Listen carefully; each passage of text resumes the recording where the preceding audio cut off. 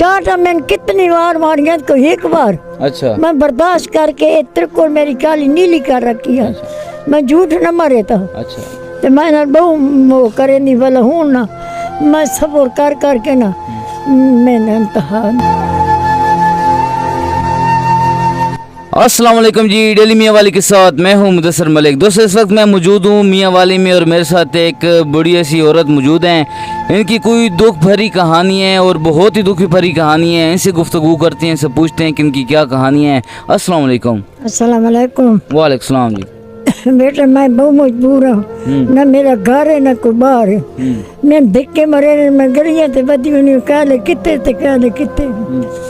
मेरा अल्लाह तो सिवा कोई को नहीं, पुत्र है तो पुत्र साथ छोड़ देते।